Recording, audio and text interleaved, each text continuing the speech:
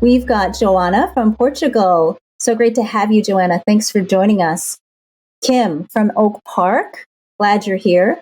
Kevin, Osceola, Wisconsin. Terrific. Keep those coming in. We've got another Katarina from Portugal. Thanks, you guys. So glad you're here. I'll get us started, but keep on letting us know where you are coming in from. We want to keep seeing who's in the room with us today. I'm Anna Garcia Doyle, and I'm the Executive Director of the One Earth Film Festival. I want to welcome you to our virtual screening and discussion, which we hope will present rich opportunities for learning and provide a brave and safe space for important conversations that matter deeply right now in our country and across the globe. One Earth's 10th season theme is inspiring change. And while watching Together We Cycle, I was inspired by the replicable approaches for creating bike-friendly cities and towns. As you watch, I invite you to consider questions you can ask the filmmakers here with us from the Netherlands, as well as urban cycling advocates from Chicago and the consistently top-rated biking city of Madison, Wisconsin. I just want to take a second to acknowledge our sponsors, without whom we could not do this work. So I'd like to thank the Village of Oak Park, Illinois, and Downtown Oak Park as well, also in Oak Park, Illinois. And another quick note, if your circumstances allow, please donate to support One Earth's nonprofit year-round screening events, our youth programs, and more at oneearthfilmfest.org. We are thrilled you're with us as One Earth Film Fest celebrates 10 years of inspiring change and utilizes the power of film to spark change on topics of environment and those intersected with environment, like social justice. The fest has had to adapt to a virtual format, but we strive to stay true to our model. While we're not physically together, we are here together, live, virtually, still able to create community, become aware of issues, engage in dialogue, and be inspired to act. African-American activist Angela Davis said, "You have to act as if it were possible to radically transform the world." The stories in our fest films reflect that possibility. Our collective actions will achieve that possibility. Our event will take place in 4 parts. We'll introduce you to some folks who will help us have a great discussion after the film. We'll then watch it together. Then afterwards, we'll unpack the film's themes in a facilitated Q&A with our wonderful panelists. Please participate by using the chat to share thoughts, ideas, or questions. We'll end by sharing concrete actions you can take to be part of the solution. These actions come from our panelists and other action partners. As we live current movements and reframe narratives around justice, environment, and bringing innovative, equitable solutions to our climate crisis, we're hopeful for the future. I am grateful to the knowledgeable filmmakers, film subjects, facilitators, and panelists joining this and other fest events. They'll guide discussions to help spark and sustain actions for the protection of our One Earth and for the just treatment of its resources and its people. We've found that shared agreements help keep our conversations safe and respectful. Please observe these agreements when participating. Put aside your preconceptions, acknowledge your privilege, internalize what you've learned, approach the conversation with respect. Engage your active listening, use I statements and get comfortable with your own story. Acknowledge Native peoples who came before us in protecting our land. One last thing before we meet our facilitator and program participants. If you're active on social media, tell people this is happening. Amplify these voices and be part of the community we're building here together. The hashtag for the festival is hashtag OEFF2021. Thanks again to all of you for being here. And now I'd like to turn it over to our facilitator to introduce themselves, the panelists, and our film. Good morning. A special hello to the many people from Wisconsin today. I too am from Wisconsin. Of course, I don't live there anymore. But my name is Wendy Walker-Williams. I am the Executive Director of Community Partnerships in the Office of Civic Engagement at the University of Chicago. I am also a board member for the One Earth Film Festival and a true lover and supporter of this event. I believe I have attended at least 10 movies over the past 5 years, so I'm really excited to share this moment with you virtually. So we often watch movies and then walk out of the theater without really reflecting on what we've seen, how we feel about it, or what implications it may have for our lives. Today, after the film, we plan to have a rich, thought-provoking dialogue sparked by Together We Cycle and joined by knowledgeable, committed panelists. We look forward to having you participate, enriching the dialogue with your reflection and questions in the chat, and exploring ways to take action. At this time, I would like to introduce the panelists that will be part of our program. So if you could take yourself off of mute, and we will begin with Daphnay. Hello, my name is Daphnay Sagaille. I am from Evanston, Illinois. I currently reside in Chicago. I am the founder of Streets Calling Bike Club, which is a bike club located in the south side of Chicago, promoting more bicycling for the minorities that are within our community. With that, we promote entrepreneurship, fellowship, and we also support all the business that may have been affected during the COVID-19 pandemic. Next, we have Pepe. Everyone, thank you for joining us. My name is Pepe Barros. I am originally from Santiago, Chile, in South America. I've been living in Madison, Wisconsin for the past 4 years right now. And since I moved, I started Down with Bikes, which is a mobile community bike shop.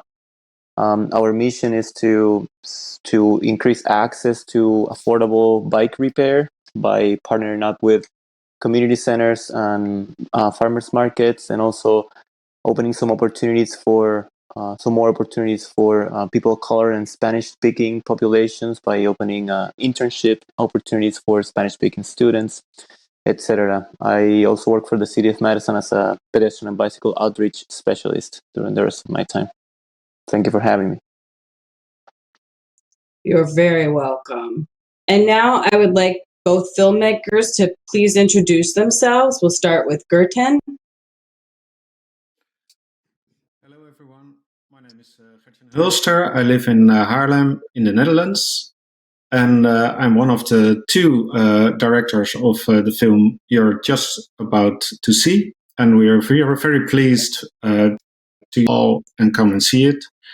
Perhaps you know us already. We've been on the festival before with the film Why We Cycle, and this film provoked a question by a lot of people. So how do we get this? What you show us in the movie?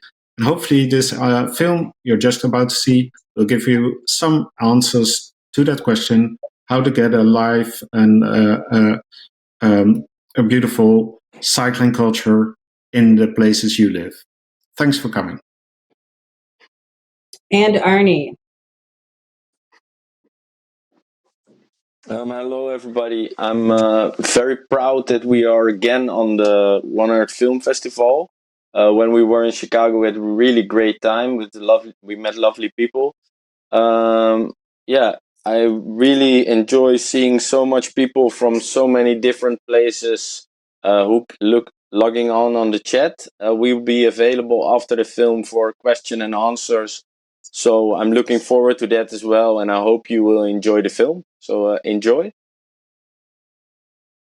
Thank you. Before we watch our feature film, please enjoy a short piece titled One Choice, which is directed by our Young Filmmakers Contest 2021 Honorable Mention Animation winner, Katrina Larner. Katrina is a senior at the Athean School in Danville, California, and will begin college at the Rhode Island School of Design in the fall. Immediately after One Choice, we will watch together We Cycle. Enjoy the films.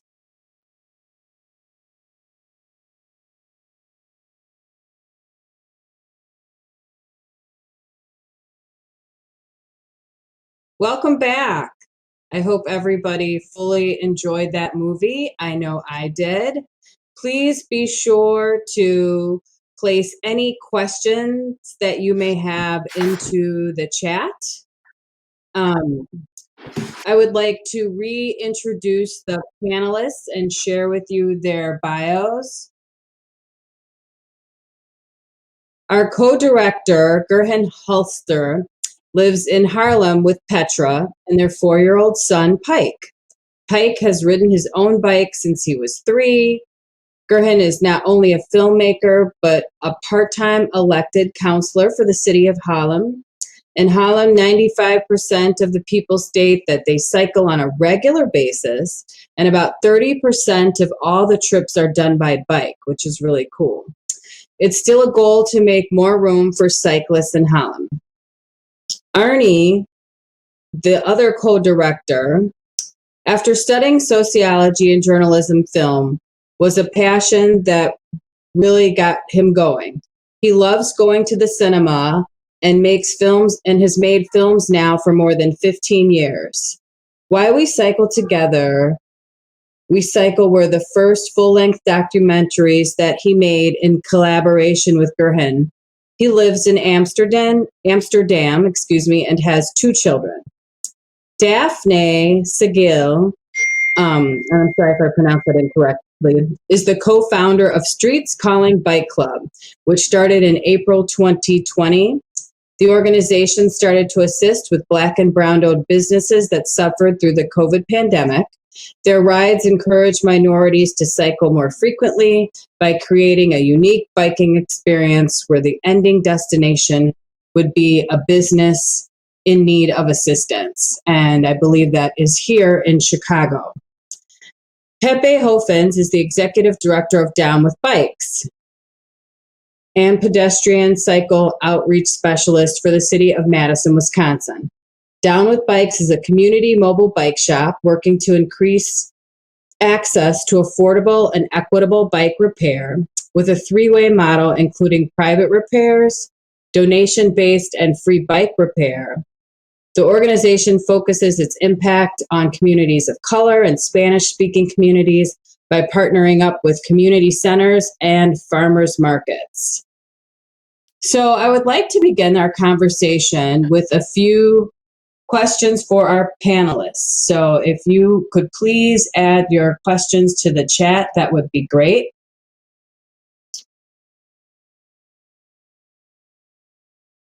We have one question from Darlene Berry. She's from Marshfield, Wisconsin. And she would like to ask, how do e-bikes affect these routes? So I'm not sure who would like to take a stab at that question. So perhaps I can try to give an answer to that. Well, what you see is that the bicycle routes were built from the 1920s on, and so in the 1970s, the second appearance of cycle routes came, and then the third wave was in the 80s. And what you see is time and time again that, well, every 20 years or so, the roads layout needs to be redone. So this gives an opportunity to modify the roads to the new demands. And obviously, the electrical bikes ask new things from the roads. So what they do is make them wider. So actually, there are specific documents for this, which says how wide a cycle lane should be, and this has grown over the time. And so now they say, a few years ago they said, well, something like a meter, so 3 foot would be okay. But now it's about 6 feet is the new norm. So this is the ways we try to enhance the bicycle routes. So and try to accommodate them for the faster bikes now. Thank you. Another question from Carol Phelps. She states, there was no mention of weather. She has been to the Netherlands a number of times, so she has seen people cycling, holding their bike with one hand and an umbrella in the other, which astonished them. But what about ice and snow? Doesn't that get dangerous to cyclists? I will address that question. In our former film, Why We Cycle, which you can still watch on Vimeo, it's behind the paywall, we did some images of people cycling in the snow. And it was, during this last winter as well, it was snowing. And you see that, because the bike is so common, people just take their bike and they just go whatever weather you have. So it's really not an issue for that you need sunshine to cycle. I mean, you have a short trip, you get your coat on, and you just ride against the wind. It's not the problem. We just are so normalized in Holland that we do it. So and you see also in the snow, you see on the cycle lanes, it is so much easier to cycle after a while, because the first one will take the line just the same as cars, and then there will be a little bit of open road. So I think weather is not another thing. So when it does snow, does somebody come out and salt like they would the streets, or plow the routes? I think the main cycle routes are salted. So this will this it's some cycleways are better prepared for it than others. But the main thing, how busy the routes are, the sooner the snow will melt and sooner it will be easier to cycle. I think it's like this. So Drew from Chicago noticed the same thing I did. He said that he didn't see many bike helmets, regardless of what decade you were filming. Why is that?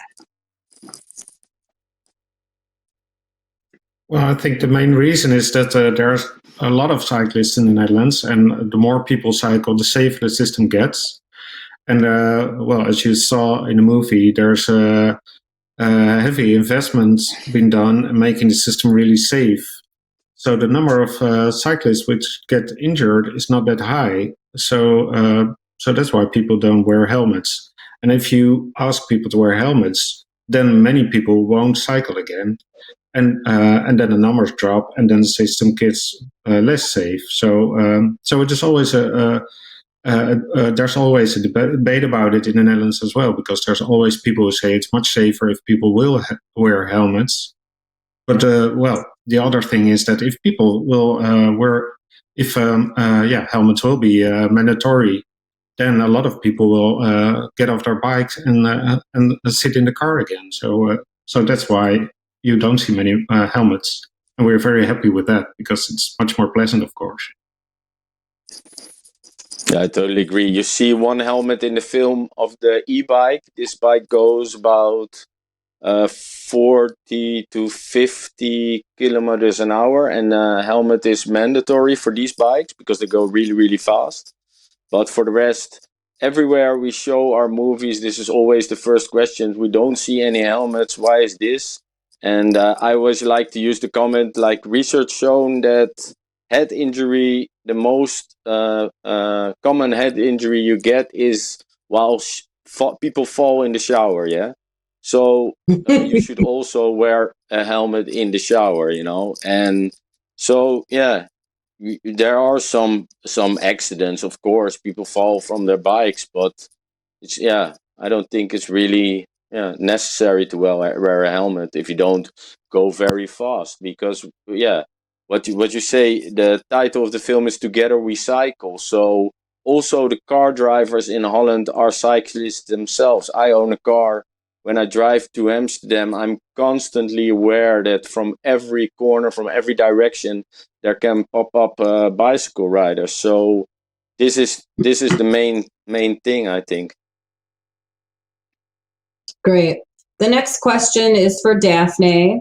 Can you please share with us more about your organization, and how can somebody like me or anybody who lives in Chicago participate once the weather breaks, which is supposed to be on Wednesday?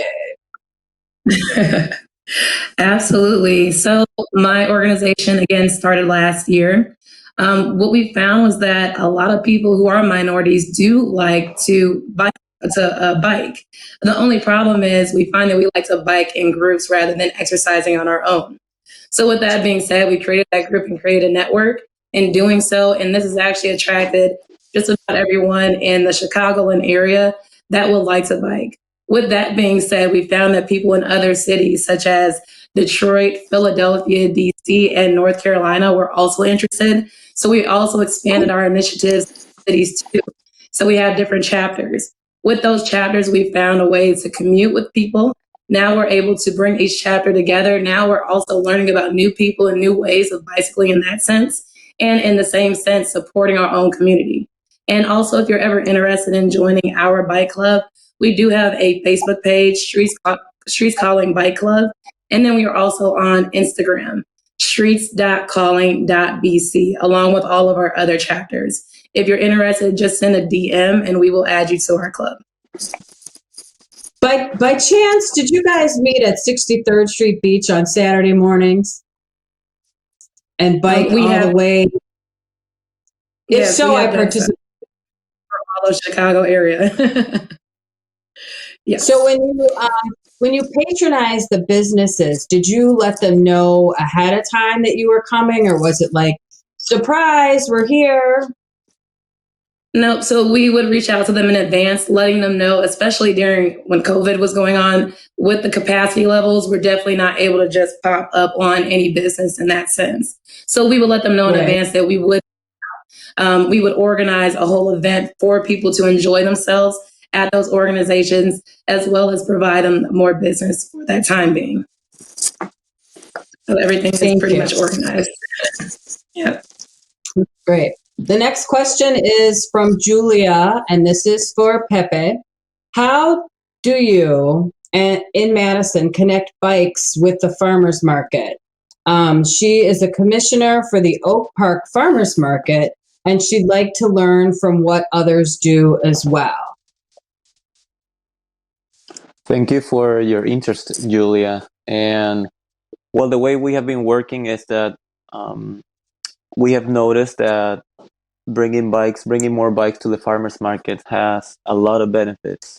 So we try to bring those benefits into our mission, which are, in making an incentive for people to bike there, so you can advertise more local consumption. So you are supporting, local farmers as well. And the way we do it is that we provide free bike parking for bikes, and we watch their bikes. There's no lock needed. So we bring all the folding bike parking, and we set up for up to 15 bikes sometimes. And we also offer a free bicycle checkup for each bicycle that parks there. So every time that a person arrives by a bike, we ask them if they would like to park their bike there, and also if they need anything to be checked, their brakes or loop their chain, or give a little tweak on any of their, braking system, shifting systems, pump up their tires, etc. And by doing this, we are more to those places which generally don't have, or one of their challenges is to provide parking for cars. So we are benefiting that as well. Also, many times we have bike parts available. So during the checkup, we can also teach people about how their bike works, or ask them if they have any other issues or things that are uncomfortable for them. So we are increasing awareness on how to relate to your own bike, how to diagnose your own bike, and understand how things work. And if they have any issues with a specific part, we do charge for parts, but all labor is donation based. So that's also a big benefit for people. So do you receive any funding to provide this service other than the donations? Most of the time we apply for funding, small grants, but these grants we use for paying bike mechanics or paying interns. So most of our mechanics are interns from high school, and we use the funding for that, and for parts when we go to community centers to do 100% free bike repair for the community. At farmers markets, the benefits we get is that most of the farmers markets don't charge us a vendor fee, and they allow us to just set up there as a way to encourage more people to bike and to buy local. And we also get donations for the labor. And as I said before, if people need new parts, we do charge for parts. Great. Thank you. Mary Evans has a question.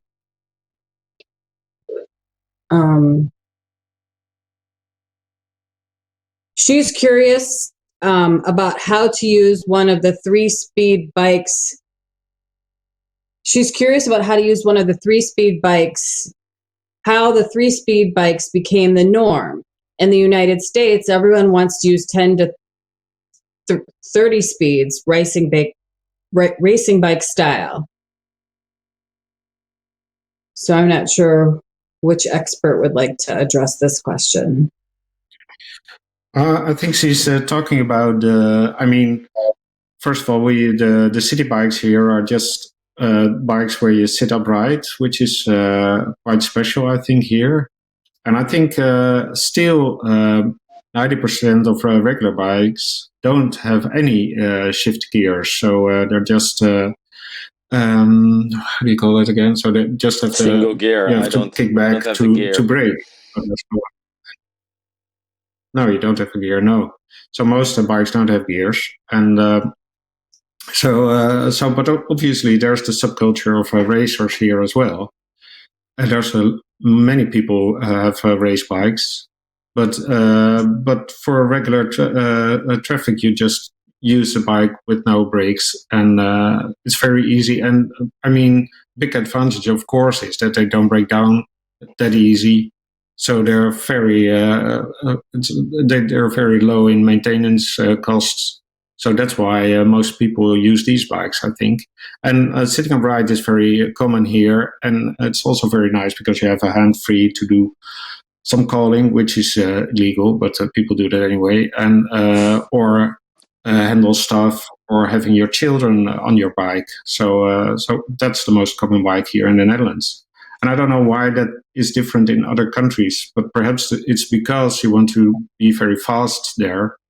Whereas here in the Netherlands, cycling is the fastest way to move around in most cities.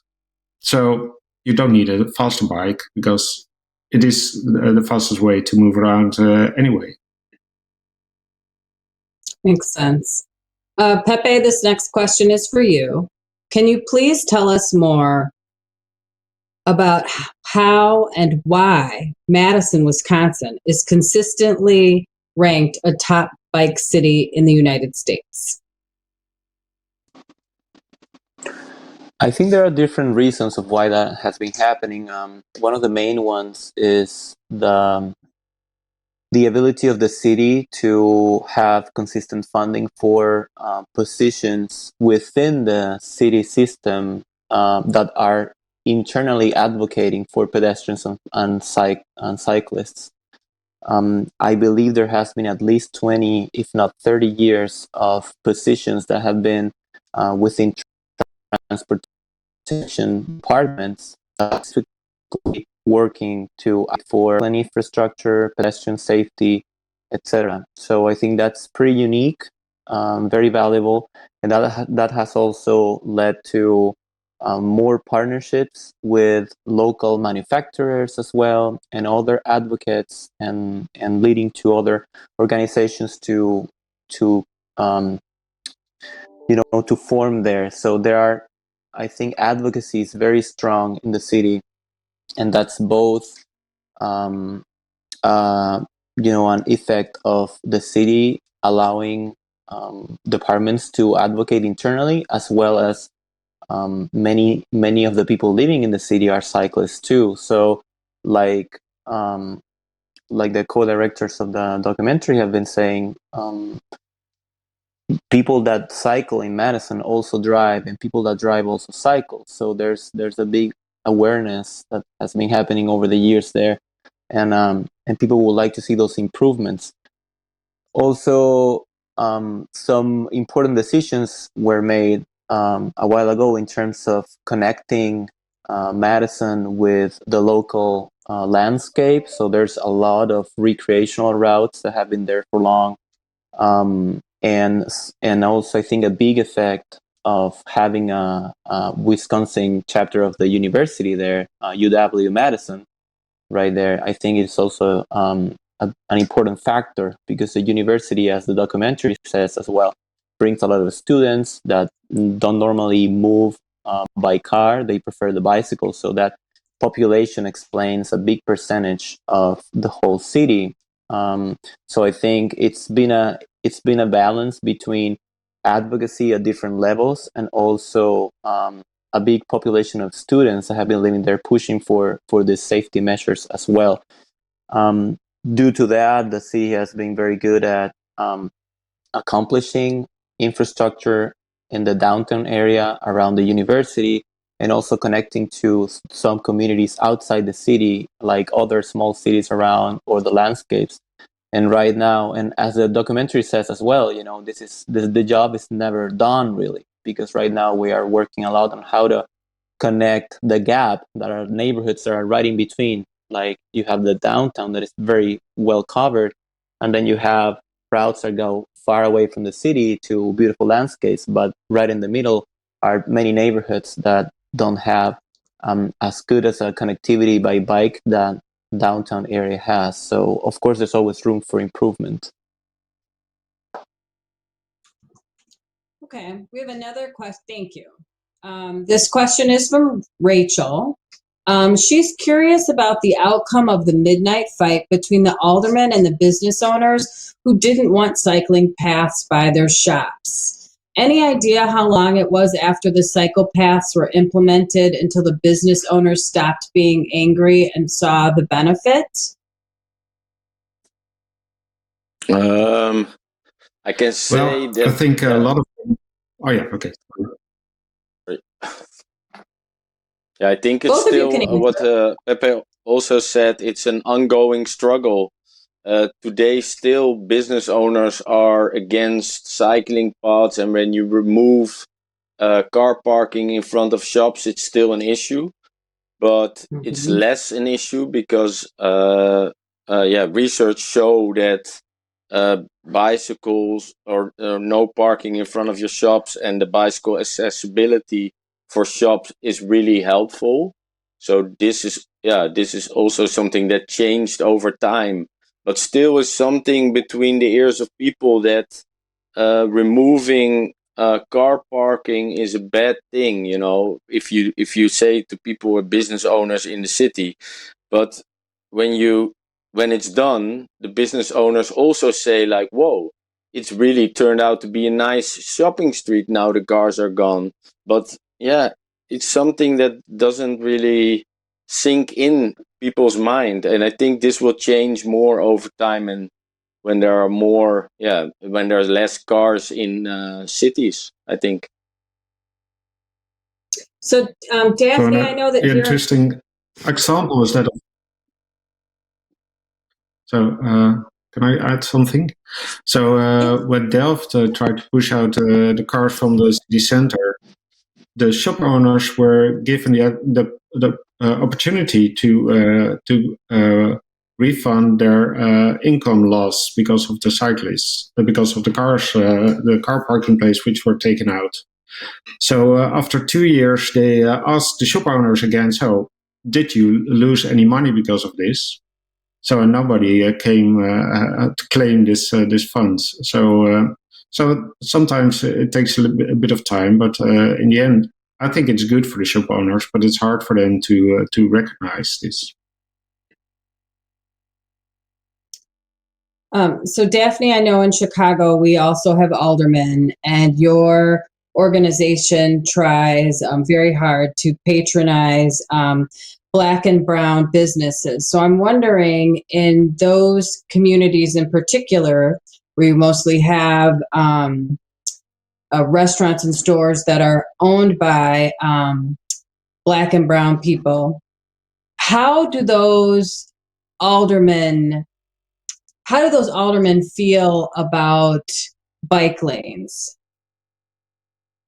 Yeah, that's a great question. So one big thing that we are also implementing with our bike club is to show the importance of building the infrastructure for bicycling in our area as well.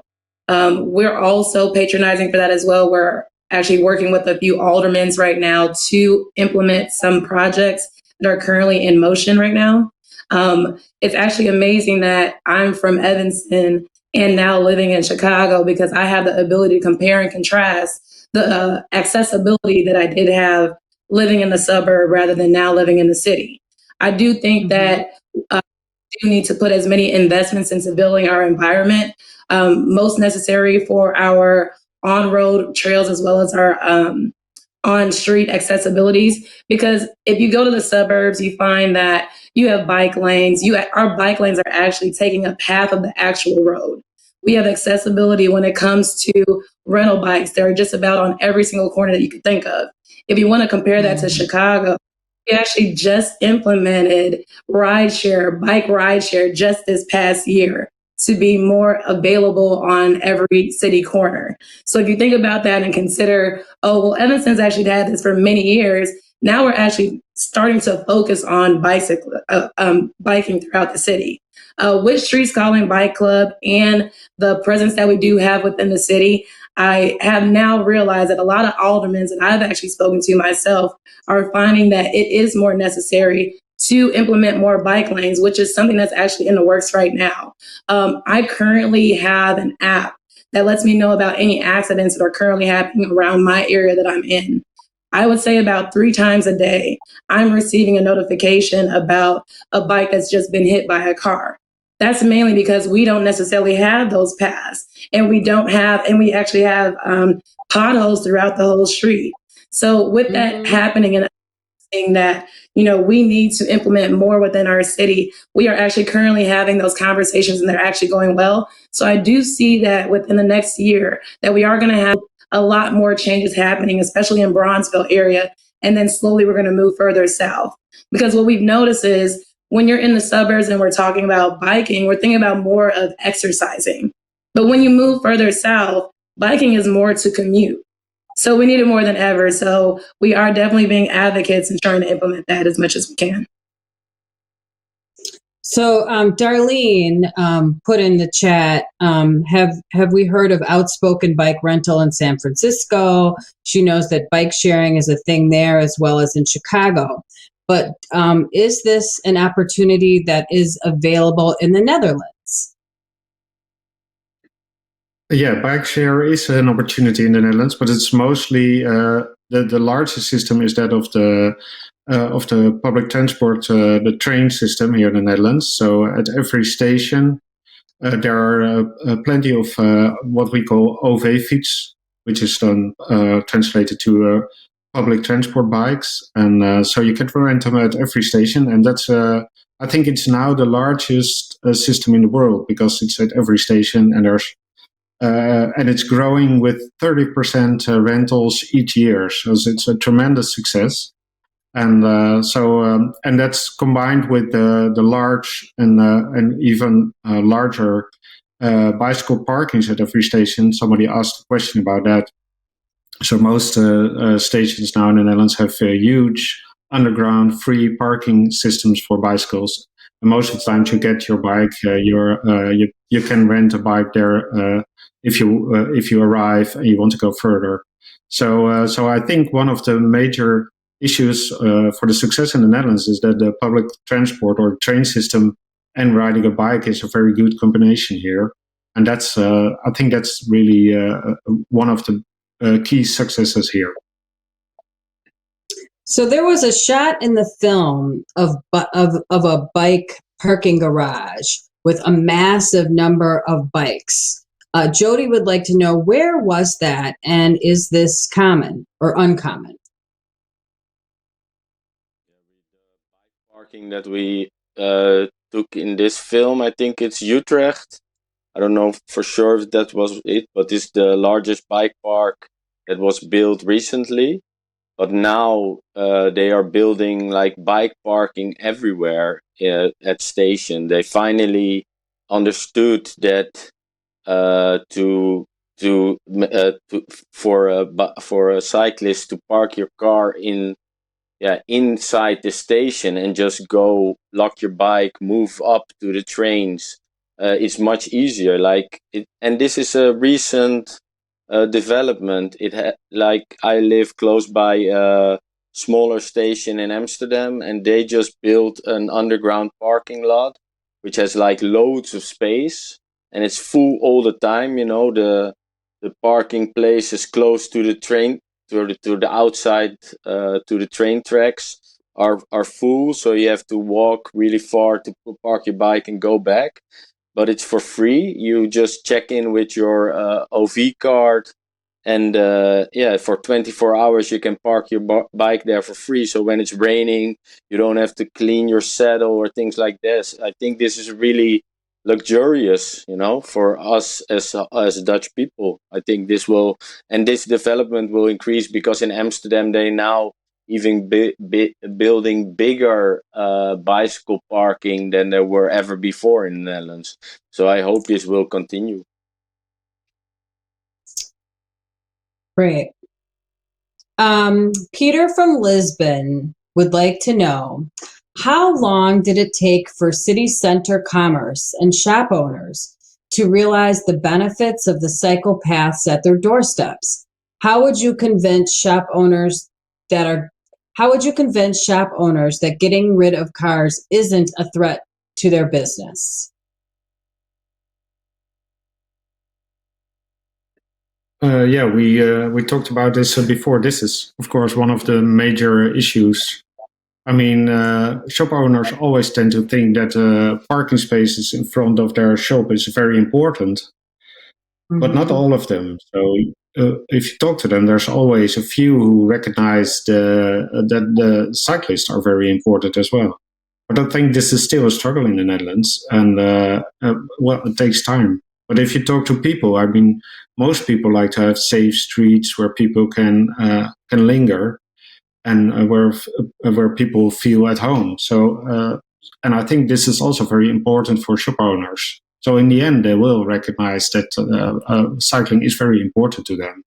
But it's difficult. It is difficult. Yes, it takes time.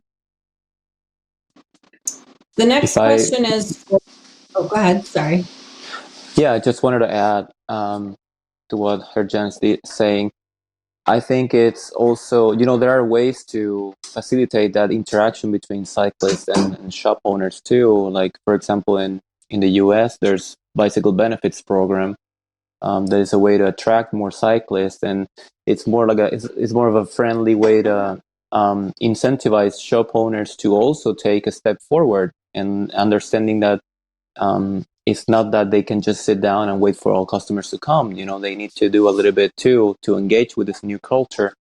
At the same time, we are living a new era right now where delivery and pickup, curbside pickup, it's happening a lot, and we're transitioning to this new era, like after pandemic. And I think purchasing it's been made easier, and if we have a lot of pickup options too. I think there's also room for shops to encourage more bikers, more people to go pick up by bike. Although what I see might create, more parking. So I think it's also a thing that we need to how to understand. It's beneficial for shop owners too, so they can take that step forward to encourage more people to bike. Thank you. So Daphnay, the 606 trail here in Chicago is fine and well, but it stretches exclusively through higher income, predominantly white areas.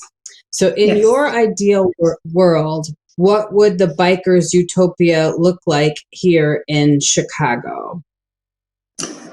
Yeah, so those who don't know what the 606 trail is, it is a trail that was created from an abandoned railroad. And that trail, yes, it extends all through very privileged areas. The great thing about that is that in the Chicago area, especially Bronzeville, if you guys don't know, there are many, many, many abandoned railroads. So that's something that can be implemented. Of course, again, we do have to get the aldermen included in that as well. But there are many people outside of myself. We do have like the city commissioner, Department of Planning, things of that sort. People all around Chicago that and would like to have a little bit more of accessibility through the Chicago area rather than using the lakefront as a bicycling area. So I do see a lot of things moving forward that may mimic exactly how the 606 trail is looking right now. And I would say within the next 5 years that we can see a lot of different changes. And Chicago being a little bit more gentrified when it comes to biking. So this question is for our filmmakers. It's from Tim, who is in London. And he asks, do you have any insight into the gender, race, and age equality of cycling in the Netherlands compared to other countries? It seems like in the UK, it's mostly white men like myself who cycle. What do the Dutch do to encourage cycling by everybody?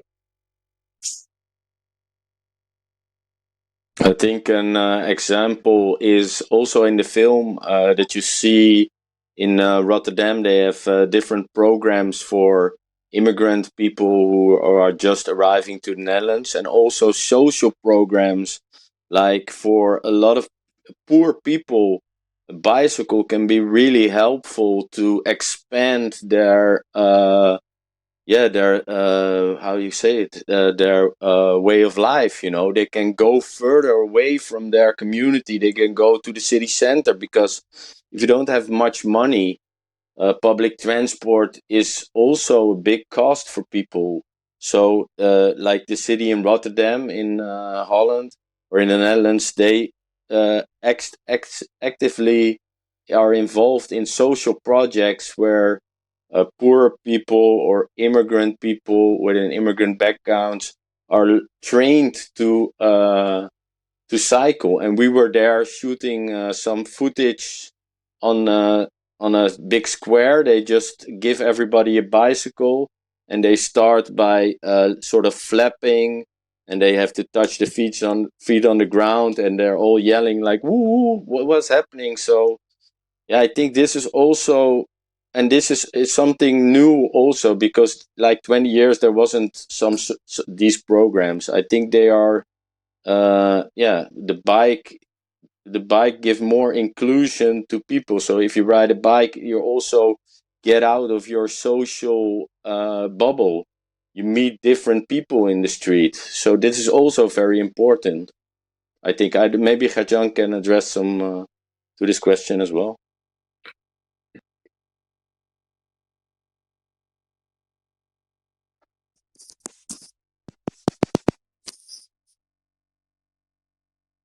Is he on mute?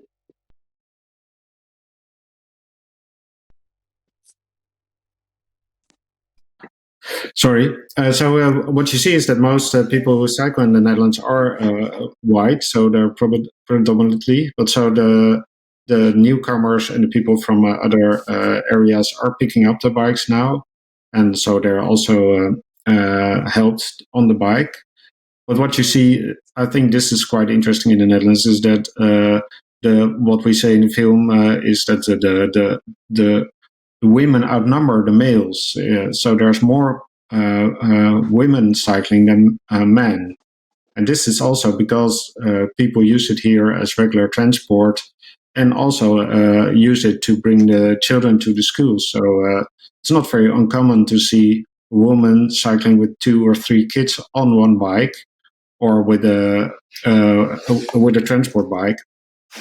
It really helped women here in the Netherlands to liberate themselves. So I think the cycle has been very important in that sense here in the Netherlands.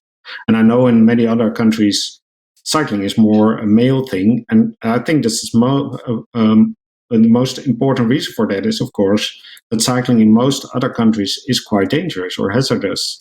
Whereas here in the Netherlands, it's quite safe. So I think that's one of the big reasons why there's more women cycling here than in other places. So while we're on the topic, and I'd like for everybody to weigh in on this, can each of you address the topic of transportation equity and mobile equity? Why don't we start with you, Pepe?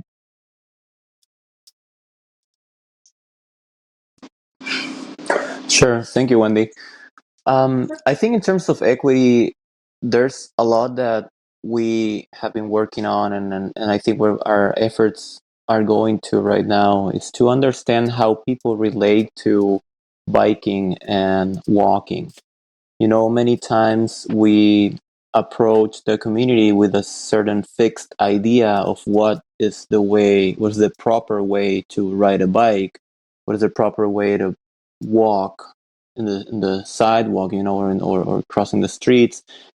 And I think we're moving towards more of a movement of understanding how people really behave at a human scale, and what communities are expecting of their streets, because it doesn't matter if we keep trying to address the issue through a system that is obsolete.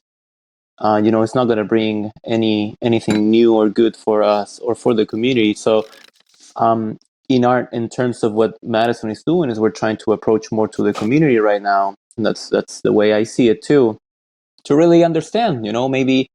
Maybe people where they come from, or the way they think about it, is not having bicycles caged in a 5-foot wide bicycle lane, but more of regaining some of the space that was taken from them in order to allow more cars to go through. I think the documentary addresses that point very well too, when they say they did a whole analysis of how much of a percentage of cars were just going through neighborhoods and not really going there as a destination, and how that had a negative impact in the way that neighbors could use that space.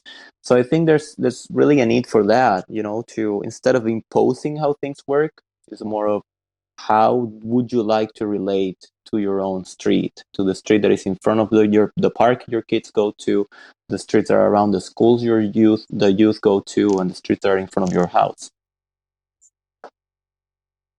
And Daphnay, what's your opinion on that question? Yeah, so transportation equity starts with the community. You have to find a purpose and a need. Let's say that I'm in a community in which I don't see bicyclists, then how exactly can I implement anything more when it comes to any policies or creating or gentrifying my area as well?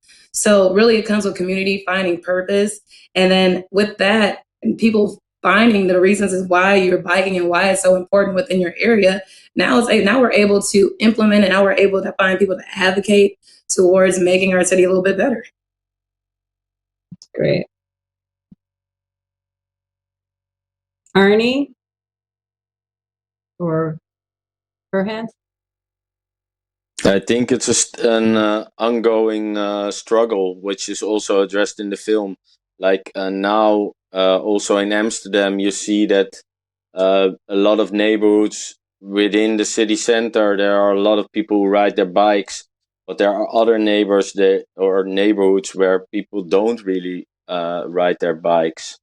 And I think this, will take time. And you see also now that the city council is really trying to get as many people on bikes, because it's also like it's social activity. It's also a healthy activity, and this is also something that is really forgotten. There was also a question in the app about it, like Dutch people, they really cycle a lot, so they move. And to move and to exercise is really something also that benefits for the city and for the health cost in the city and things like this. So I think it still can be improved, but I'm really glad that I live in Amsterdam, where it's normal to cycle. Then instead, when we were last time, we were in Oak Park. I was searching for an ATM, and they were like, "Oh, this is 1 block away. I hope you have a car because it's really far." It's also like a psychological thing in a lot of countries around the world. So I hope this film will also open up people's eyes and see what they can do about it. So yeah. Great. So We have been. if I can add something. Please. Yeah, so I think there was also a question about the program for children here in the Netherlands. I think this is a very important aspect as well. It's also a very old thing. so that we learn children to take space and to ride. And this is also something all children get, so it's not something which is just for the rich or for the poor.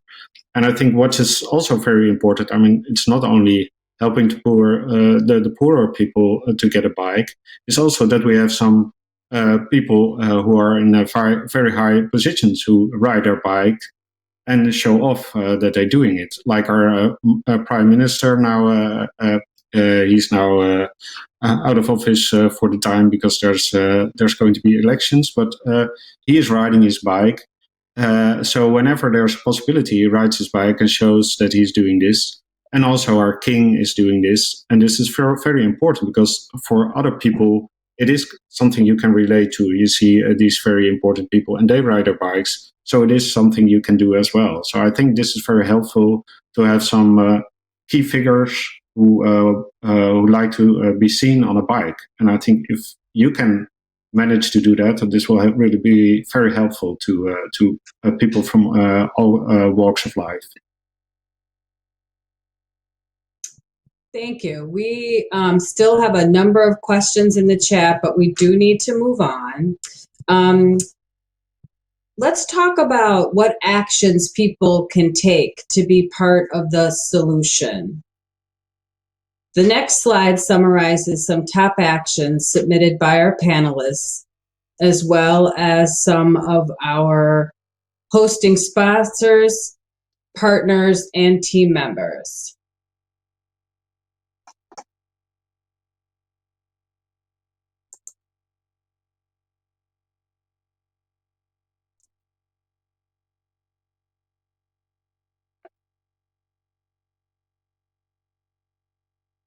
So we can connect with nature, live lightly on the earth, communicate and learn, use your voice. I hope everybody can see these slides.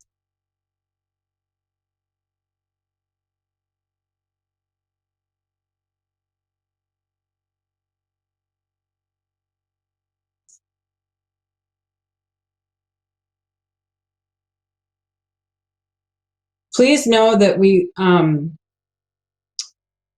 so could each of the panelists please share with us one action in particular on these slides that really resonates with you?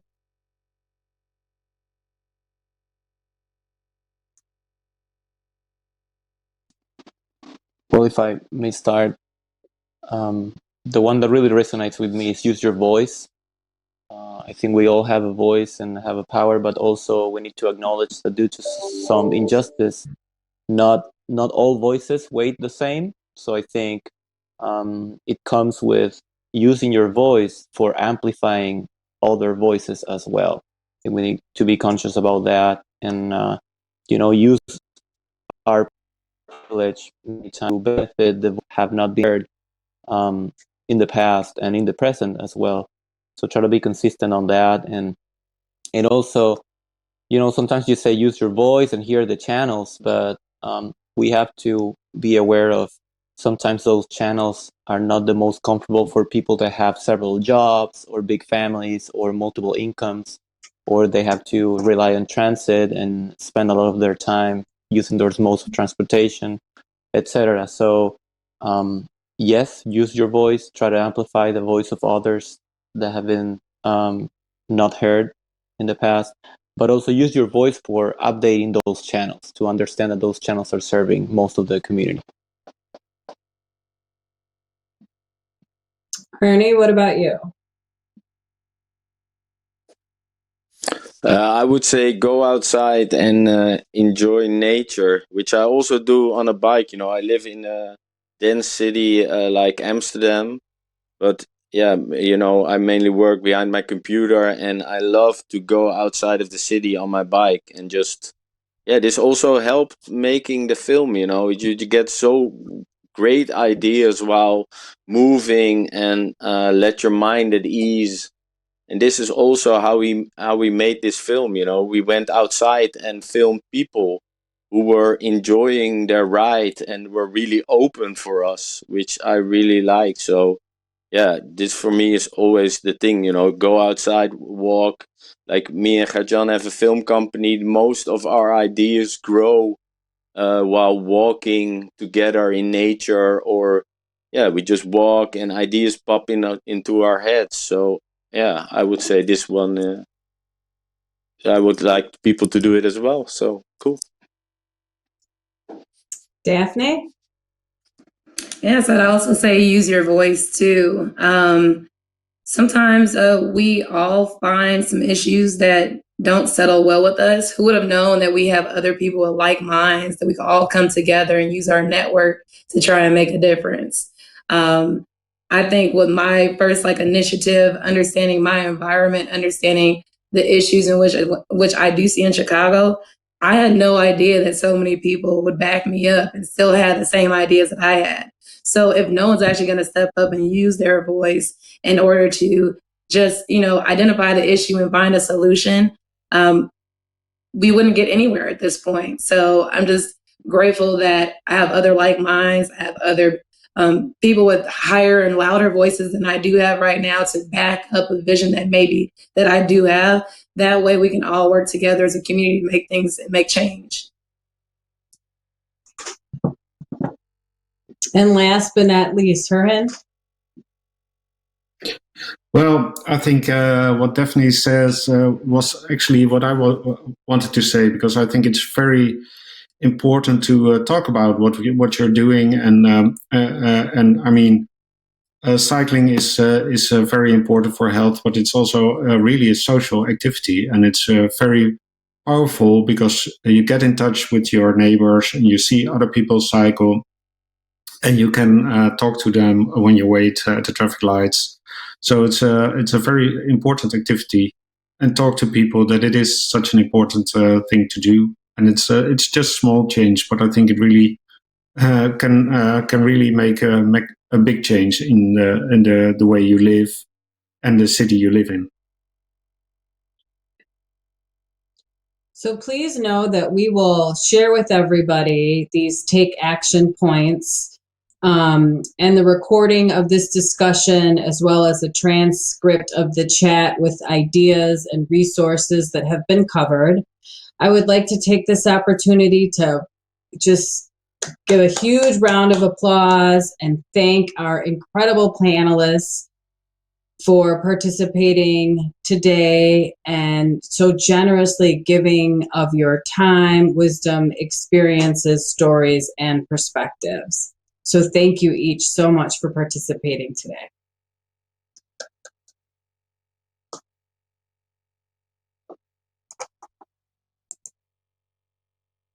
So as we close out, I hope you felt a sense of One Earth's 10th year theme of inspiring change throughout the film, in discussion, and in how we came together to build community around critical issues. If you would, we'd love for you to tell us now in the chat ways that you are ready to take action and make and inspire change. What do you feel compelled to do as a result of this morning's conversation? Well, it looks like everybody is going bike riding. So with that, we want to thank you all for attending.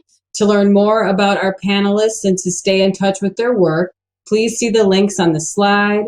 Remember to tweet, post, or share what you've just experienced online and in social media. And if you found today's event exciting, please donate to One Earth Film Fest and join us again this week, Earth Week, in April and throughout the year. Last but not least, a huge thanks to each and every one of you for being here and participating. And let's give ourselves and our program participants one last round of applause. Thank you so much, and hopefully we will see you soon at another screening.